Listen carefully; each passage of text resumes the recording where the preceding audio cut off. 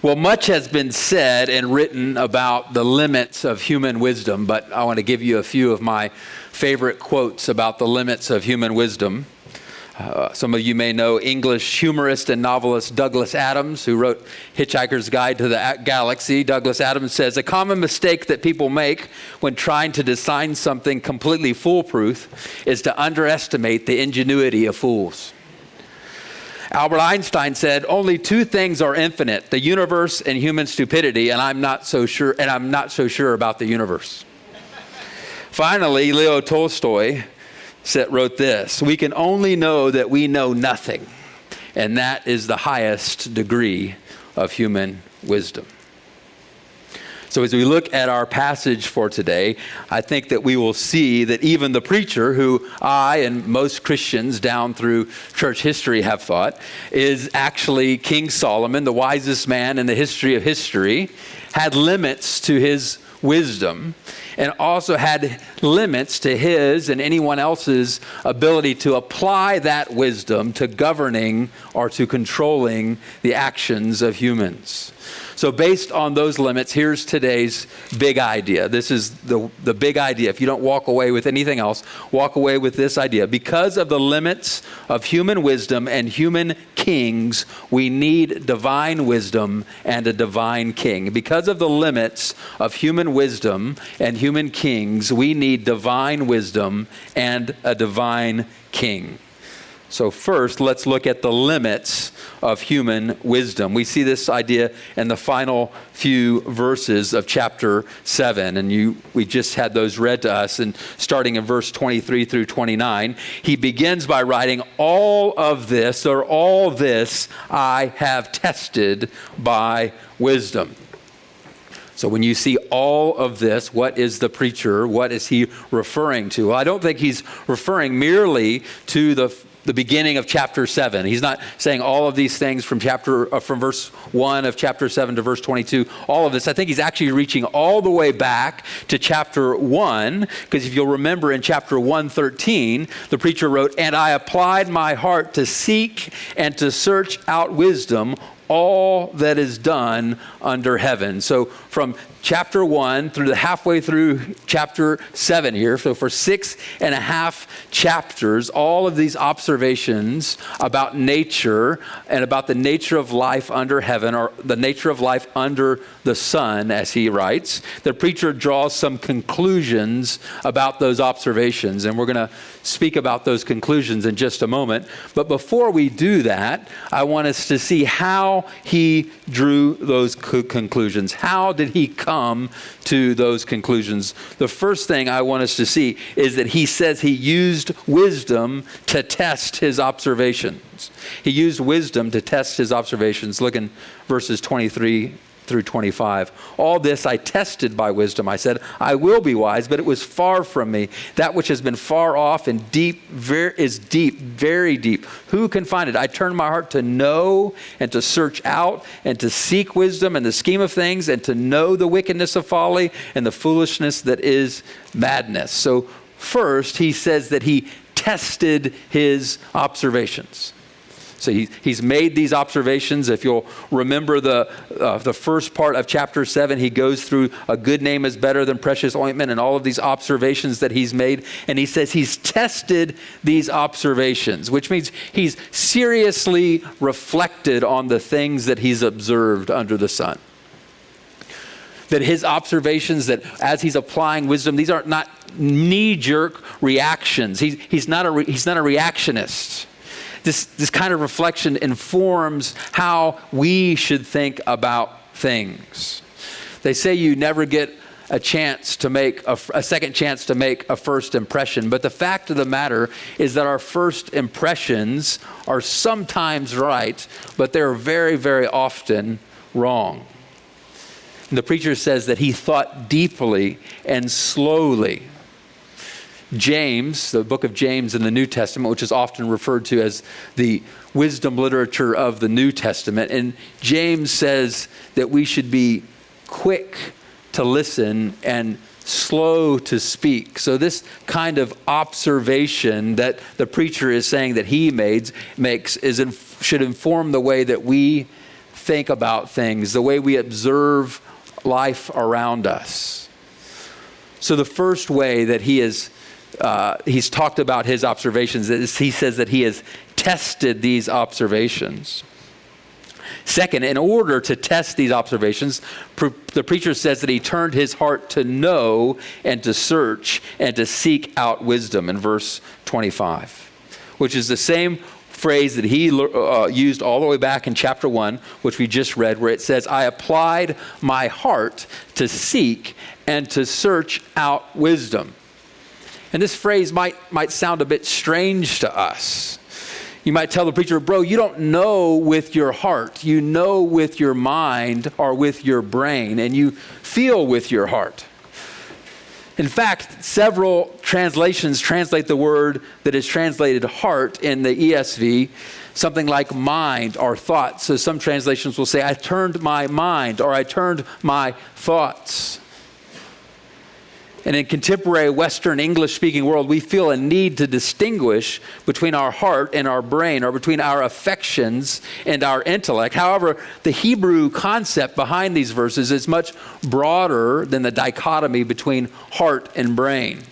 Instead, the concept is something like inner man. So in the end, the ESV translation that combines heart and know is actually very helpful, and a move that is very Hebraic, very much based in that worldview, which tends to be very concrete and holistic. The preacher is saying that he applied his whole self to the process of wisdom.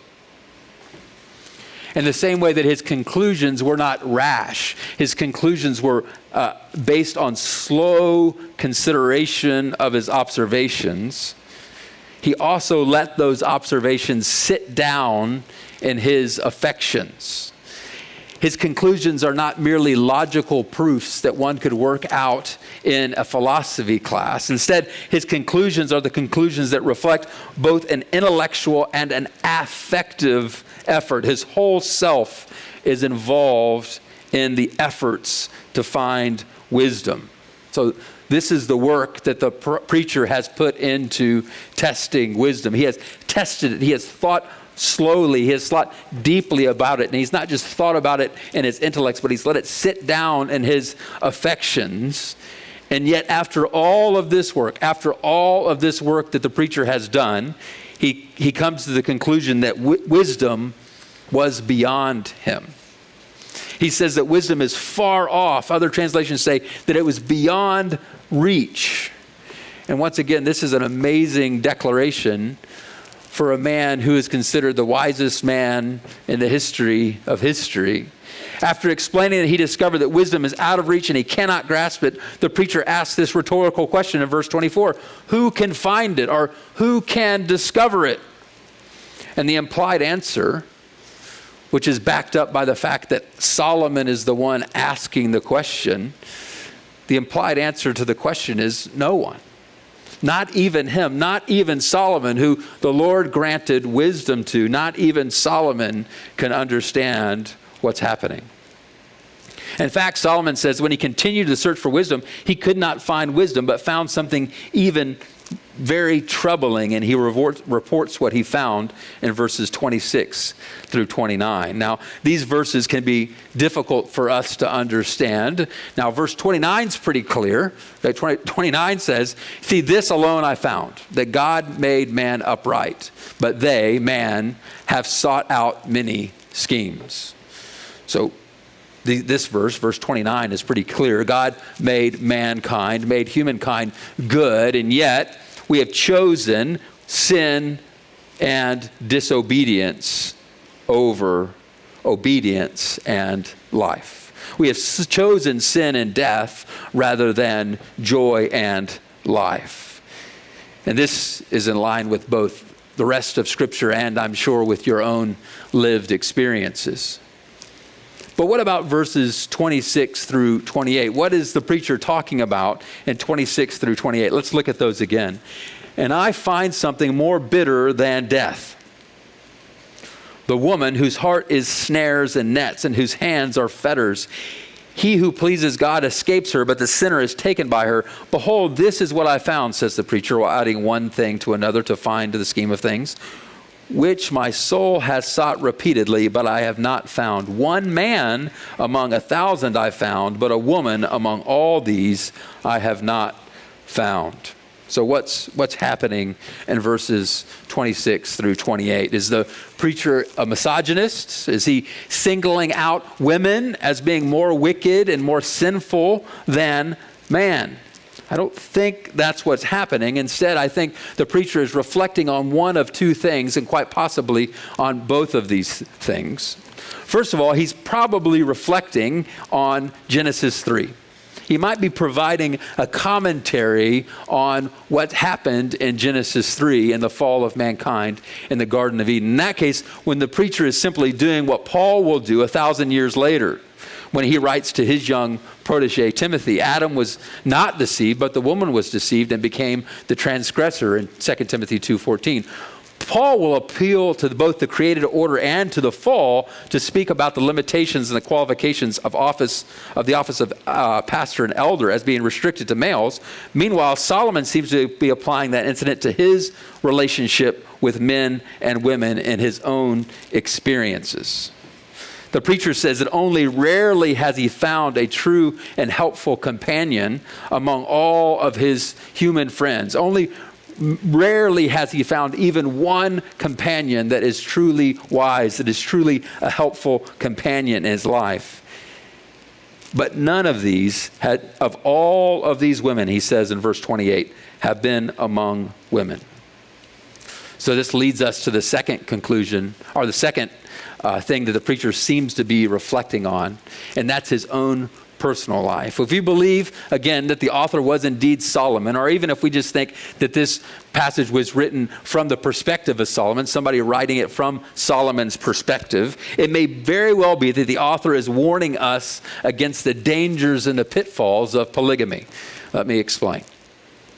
The preacher, Solomon, says that he searched for a suitably wise companion among seemingly hundreds, if not thousands, of women. And he concludes that he has not found one among the many different women that he has married. And the Bible tells us that he had 700 wives and 300 concubines. And he says he's searched among all of these hundreds of women, and he's not found one suitable companion among them. Preacher shares that experience. Maybe he's sitting down with his marriage counselor, and his marriage counselor kind of leans in and says, yeah, bro, that's why you're only supposed to be married to one woman. He says, maybe if you had stayed married to that one woman, maybe if you had stayed faithful to that one woman that you married, maybe if you had been committed to her for your entire life, then you would have professed with Adam, alas, this is bone of my bones and flesh of my flesh. The marriage counselor may have grabbed Solomon by the collar and said, I think I read somewhere a very wise man wrote, let your fountain be blessed and take pleasure in the wife of your youth. Now, all in all, whether the preacher is reflecting on the folly of polygamy, the fall of man in Genesis 3, or simply the rarity of human wisdom, the point of these verses seems to be that life lived only under the sun will always lead to frustration, to despair, and that and conclusions drawn from false and sinful living. The testimony of biblical history tells us that Solomon's attempts to grow his own kingdom and increase his own happiness through marrying many women actually had the opposite effect. Solomon's life was a downward trajectory throughout his life, and his under-the-sun attempts to live the good life consistently and constantly led him to despair and frustration. And learning, as we all know, can be a very frustrating process. This frustration can come from a couple of different places. First, learning can be frustrating because it seems like the more you know about a topic, the more you realize you're just getting started. Solomon will mention this later at the end of his book when he writes, of the making of many books there is no end, and much study is the weariness of the flesh.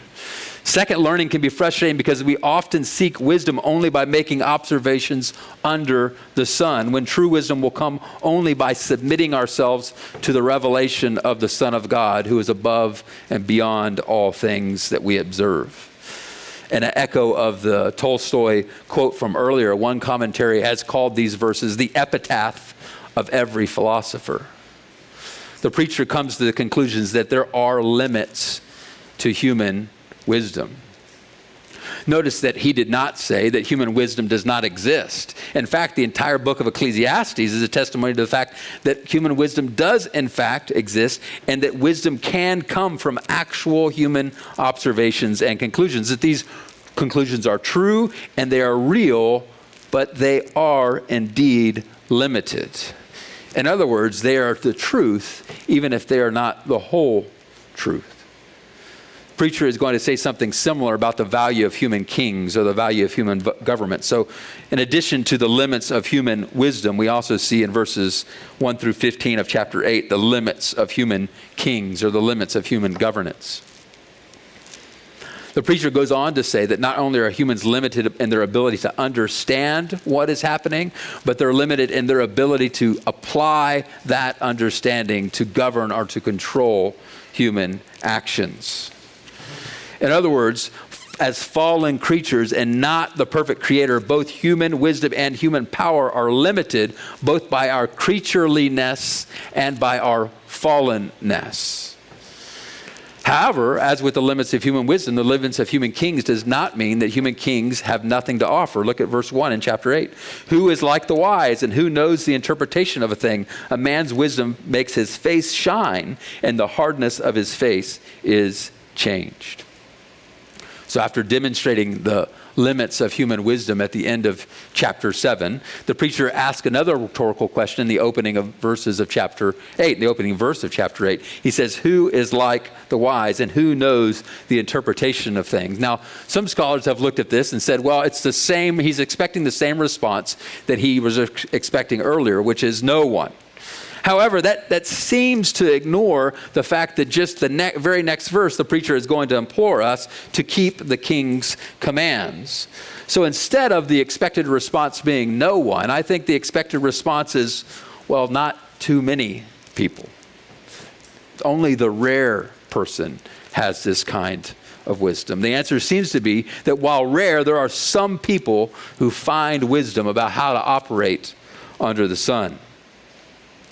The preacher tells us that we should listen to these people, that their advice should be followed. As a follow-up to his rhetorical question in verse 2 is another difficult verse to understand. One of the reasons it's difficult to understand is because translators can't even seem to agree as to what it says. If you have the ESV, it says, I say keep the king's commands because of God's oath to him. If you have other translations, you might have a different clause there, the second part, keep the king's command because the ESV says of God's oath to him. So God is making an oath to the king. The Christian Standard Bible says keep the king's commands because of your oath made before God. The KJV says keep the king's commands in regard to the oath of God, seeming to imply that the oath is God's oath. And then the NAS, doing NAS things, says keep the command of the king because of the oath before God. Now, in the end, in some ways it doesn't matter which translation we look at, whether the oath is made by God to the king, by the king to God, or by the king's subject before God.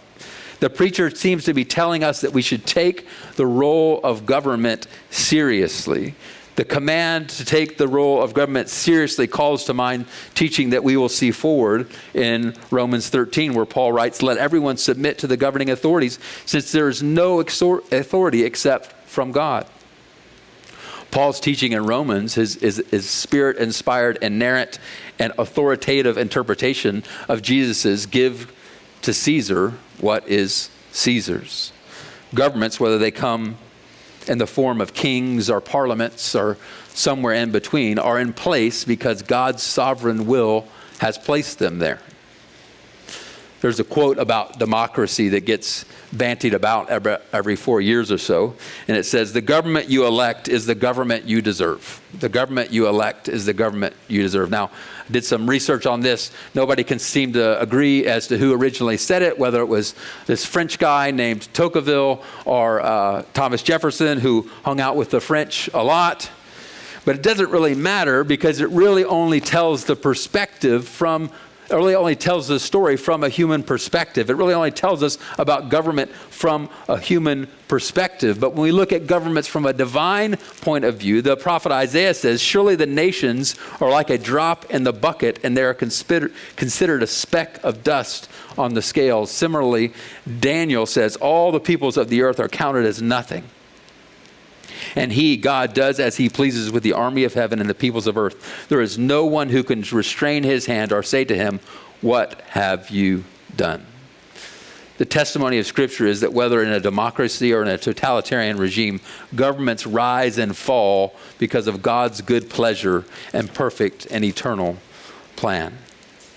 As a result of this reality, the preacher is telling us that any oath concerning our relationship with the government is one to be taken seriously. Look in verses 3 through 6. "Be not hasty to go from the king's presence. Do not take your stand in an evil cause, for he, the king, does whatever he pleases. For the word of the king is supreme, and who may say to him, 'What are you doing?' Whoever keeps a command will know no evil thing, and the wise heart will know the proper time and the just way. For there is a time and a way for everything, although man's troubles lie heavy on him."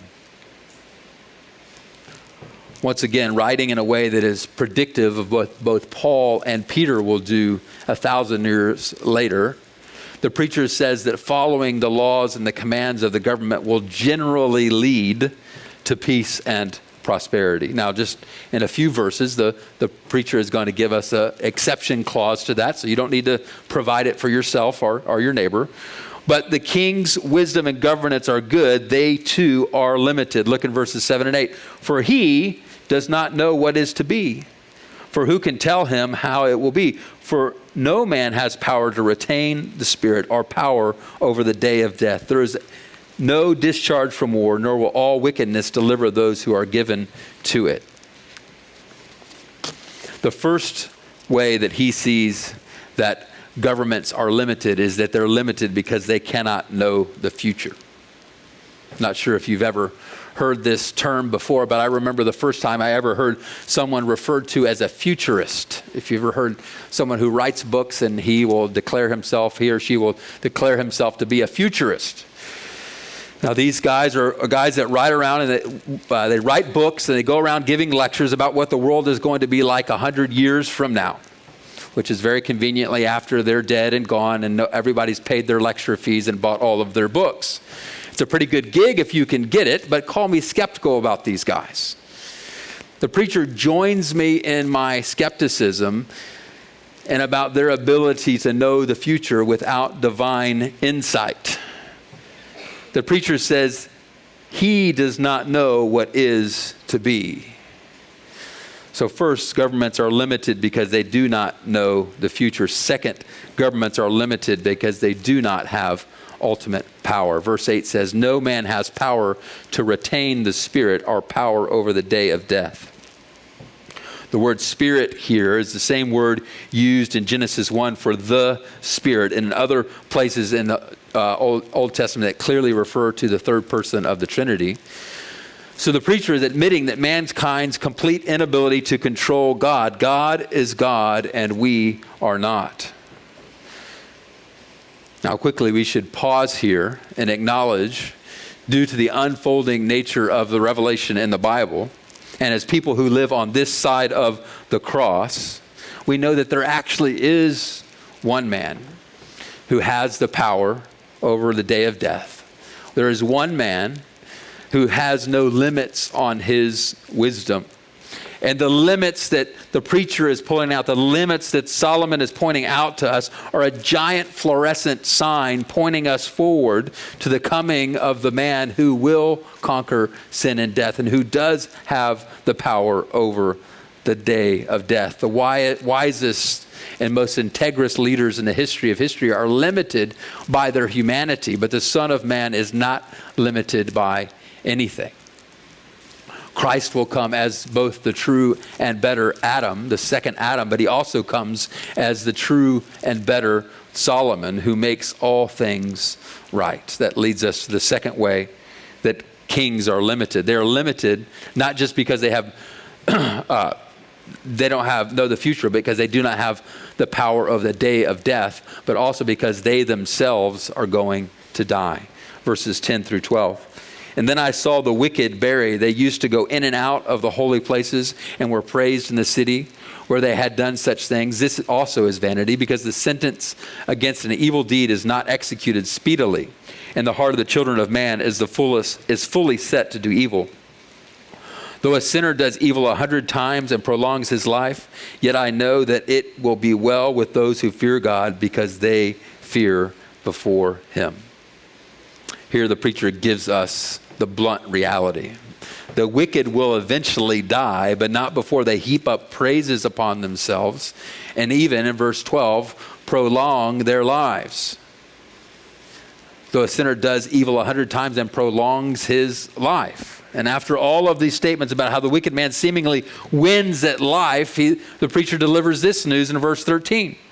But it will not be well with the wicked, neither will he prolong his days like a shadow, because he does not fear before God. Now, this is a bit confusing. The preacher has just said in verse 12 that he prolongs his days, and then in verse 13, just one verse later, he says, it will not be well with the wicked, neither will he prolong his days like a shadow. Now, what happened? Did the preacher lose his mind between verses 12 and 13? Did he stroke out and not remember what he wrote in verse 12 and when he was writing 13?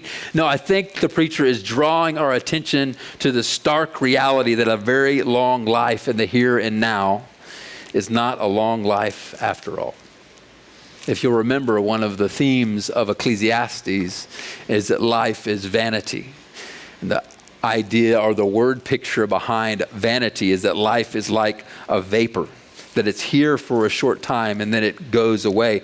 The preacher is bringing home the reality that while the wicked may seem like they prosper and they may seem like they live a long and healthy lives, the preacher is reminding us that life is short and eternity is long. So we've already seen that the wisdom of the world is limited, but genuine and real. In fact, the world at times can be good at diagnosing the problems of the world. We could look at a number of different social problems, but I'll limit myself to one illustration that's happening all around the world, and that's the oppression in many different societies of girl children around the world. In several countries and cultures around the world, female children are at best tolerated and at worst murdered, and everything in between those two poles can include sexual exploitation, limits on education access, and being treated like commodities to be traded for. In one culture, when a boy is born, the announcement is it's a boy. And when a girl is born, the announcement is nothing has been born. The Quran says that women are beneath men in terms of creatures, being said to be made of a lesser substance. In traditional Hinduism, the only thing worse than being born into a low caste is being born a woman. In cultures all around the world, female infanticide and selective abortion of girls continues to be a problem. Now, in the contemporary world, even secular people are seeing these kinds of attitudes and actions as severe problems and are starting many different programs to address this kind of wickedness. However, I'd like to point out two things.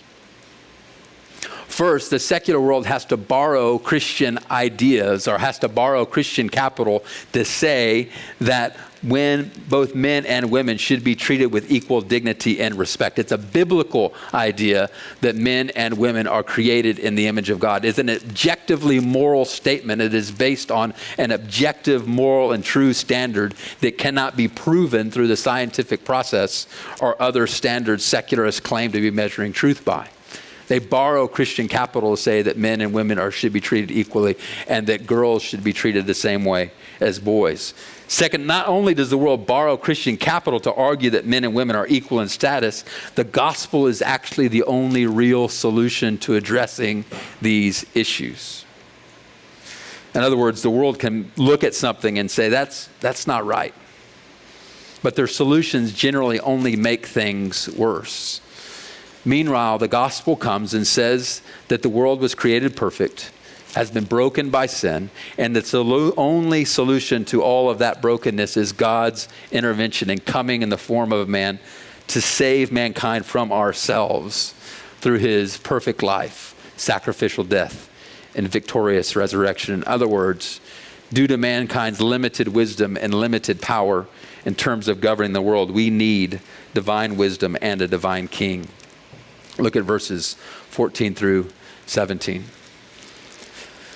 There is a vanity that takes place on earth, and there are righteous people to whom it happens according to the deeds of the wicked, and there are wicked people to whom it happens according to the deeds of the righteous. I said, this is also vanity, and I commend joy, for man has nothing better to do under the sun but to eat and to drink and be joyful, for this will go with him in his toil through the days of his life, and that God has given him under the sun. And then verse 16 through 17, when I applied my heart, again, that idea of applying his heart to know wisdom and to see the business that is done on earth, how neither day nor night do one's eyes see sleep. Then I saw all the work of God, that man cannot find out the work that is done under the sun. However much man might toil in seeking, he will not find it out. Even though a wise man claims to know, he cannot find it out. And all of this is pushing us into chapter 9, and Pastor Michael will be back here next week to preach chapter 9 to you. However, I do think that these verses give us a preview of what's going to happen. And in short, mankind cannot understand, cannot discover God's mysterious work. The Lord deals with the just. The Lord deals with the wicked, and his way of doing those things are simply unintelligible to those who only look at the world through the lens of life under the sun. Fortunately, the testimony of Scripture is that we are not left to figure out life on our own. Instead, wisdom has stepped out of heaven in the person of Jesus and shown us what true wisdom looks like. He has come not just offering us wise sayings and clever observations. He has come and he has offered us himself. He has said, come to me. Now, I know this chapter and even this sermon has kind of ended on a cliffhanger. But as we often say, never read just one Bible verse. The story that the preacher is telling is not over. And more importantly, the story that the Bible is telling is not over. The Son of God is coming to set all things right. He's coming up to bind our wounds. Life is short. Eternity is long. I began with some quotes about the limits of human wisdom, but by God's grace, even some non-biblical thinkers and authors have given us some actual wisdom. For instance, Alexander Dumas said this: all wisdom is summed up in two words: wait and hope. May we be found faithful as we wait and hope for the second coming of Christ, when we will not live lives chasing the wind under the sun, but with the Son of God who came to give light to the whole world.